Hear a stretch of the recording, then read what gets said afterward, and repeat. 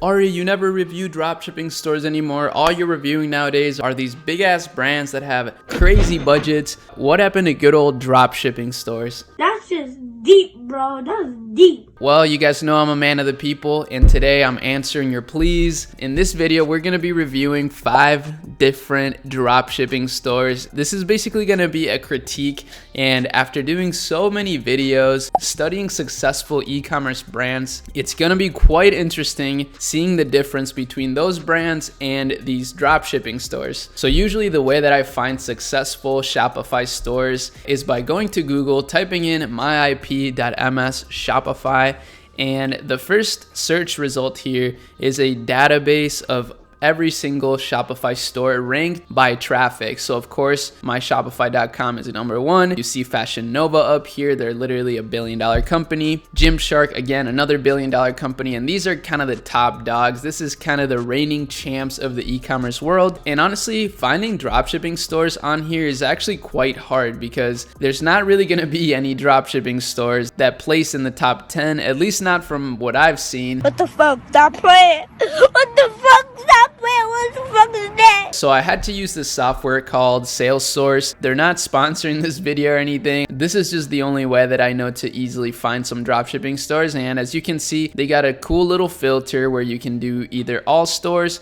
or you can do dropshipping stores. And as you see, it says that I can't analyze any more stores because I'm only on the basic plan. However, you can still see the domain names of the stores, and I use SimilarWeb usually, which is free to analyze stores. So we don't really need anything but this plan, at least for this video's purpose. However, if you do want to use this tool for a similar purpose, I do have an affiliate link that I signed up for on here in case you want to support the channel. But anyways, here we got all the 5 stores that we're going to be reviewing, and it's kind of interesting because they all look kind of similar in a lot of ways, or they at least all have characteristics that make them very similar to me. So let's start with the first one. Let's not waste any more time here. First store, it's called Wings East Store. So this is a Canadian store, wingsbc.ca, and when we filtered on Salesforce, it said that this store was driving 688,000 monthly visitors. It doesn't show me that on SimilarWeb because they're a fairly new store.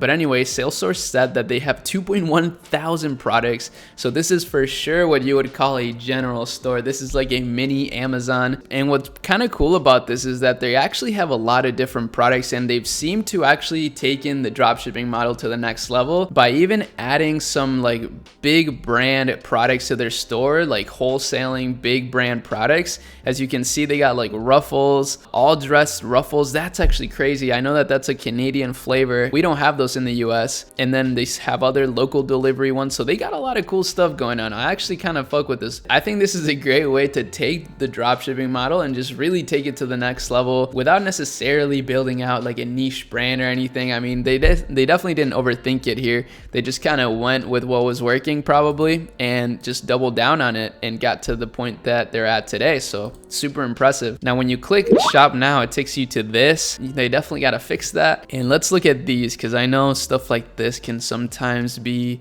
pretty appealing to people. So, you know, it kind of looks like they just imported products directly from AliExpress. You can see that it says it ships from Spain, China, Czech Republic, and France. So it's kind of similar to the way that AliExpress works. This is the Debutify theme, which is actually one of my favorite themes right now as well. And it's basically free to use. So that's really cool. I also have an affiliate link for that in the description if you want to support the channel. But yeah, another thing that is noteworthy is that they don't really use reviews. I don't see any reviews on the website, even for like these sorts of products that you would think are super trendy. They don't use any reviews, and they're pretty traditional dropshipping stores, I'm not gonna lie. But the main difference is that they also sell household brand names. They got Kirkland brand named products as well. That's pretty crazy. That reminds me of Costco. So yeah, this is brand number 1. Kind of crazy, kind of interesting, not super noteworthy. And as you can see, not really doing much when it comes to their social media presence. My guess is that they're just really capitalizing on ads and just having a ton of different products. So that's interesting.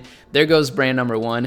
moving on to dropshipping store number 2 here is fab.com. Now, first of all, I gotta give y'all some respect here. Fab.com is a super clean domain name. I'm sure this domain name alone is probably worth at least 5 figures. So that's pretty cool. And this is actually dope because what they're doing is sharing products that they love.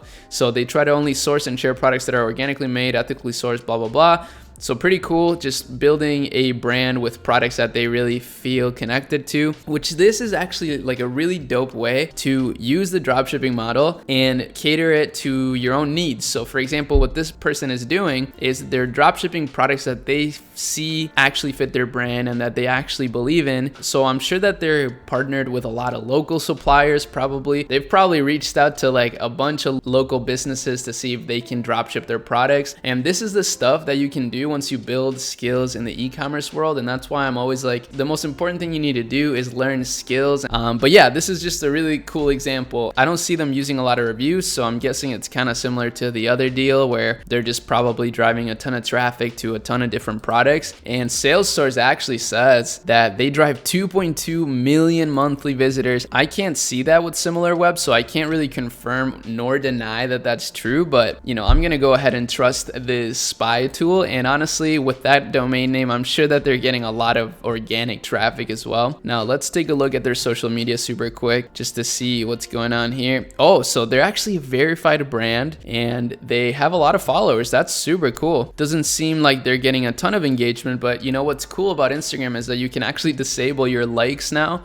so people can't see how many likes your pictures get, which is kind of an interesting change. And yeah, pretty cool brand. I mean, super simple. I think they're using the turbo theme. This was one of my favorite themes before, but it's kind of expensive. It's like 350 bucks, but it is really fast. So I guess it really depends on what you're looking for. But yeah, really cool brand. I like that they have this like spend 50 or more to enjoy free shipping. And just to confirm that they actually are drop shipping, if you go to their shipping section, it says your purchases may come from various locations and may arrive to you in more than one package. So this is basically what you have to do if you're drop shipping from different suppliers. And another reason why I prefer to stick to a niche, so then I can just have like one supplier for everything. It makes everything more streamlined in my opinion, but you definitely don't have to do that, obviously. And if this is right, then they're definitely doing at least $1 million a month in sales, so pretty unbelievable. Now the next brand is Ewing Athletics. Yeah, I found it again on Salesforce and they're saying it's getting 560,000 monthly visitors. To me, it looks pretty nice, honestly. I mean, it's very simple, which I really love, and it seems like they got a lot of different like print on demand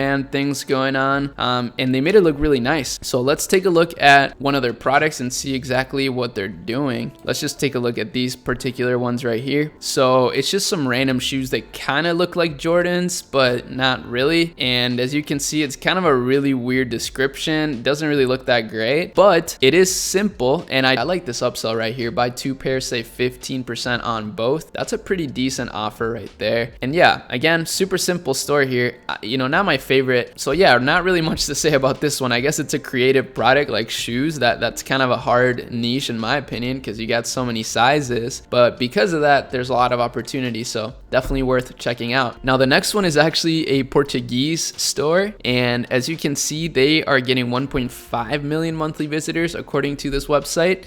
And I can't really read this stuff too well. I do know Spanish, but my Portuguese is not on point. But as you can see, it actually looks really nice. This is the debut theme. So this is one of the free themes that Shopify gives you, and they actually made it look super clean. I mean, I know that it looks almost basic, but I actually like that when it comes to a general store. And as you can see, they got a little bit of custom content here, like super simple stuff, like a random video that they have. They're probably using it for ads, and they added their logo here on the sides. I think it looks pretty clean. And you know, most of the products have reviews. Hopefully they're real, but either way, it looks super clean, and their categories are really, really clean as well. So who we are, the Best of the Internet is a company founded in 2011, so they've been dropshipping for a long time. Props to this company. This is pretty interesting, and I think, you know, it's kind of interesting to see the design choices. But don't you see what I mean? Like, don't all these brands kind of look similar? Like, since they're general stores, it's hard to really make them stand out, which may or may not be a good thing. I guess that's up to you to judge. And all of these stores are making a lot of money, so I definitely can learn stuff from these stores, even if I'm not the biggest fan of their design choices. choices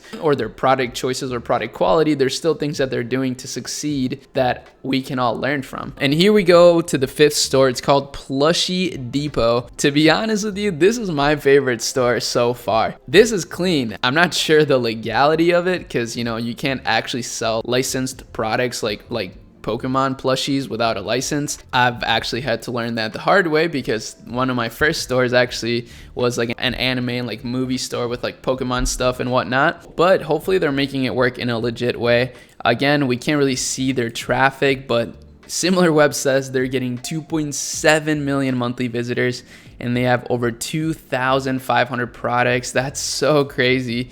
I'm sure that they're making a ridiculous amount of money. Clearly, they're investing some of that money to make the website design better. I think this looks pretty clean.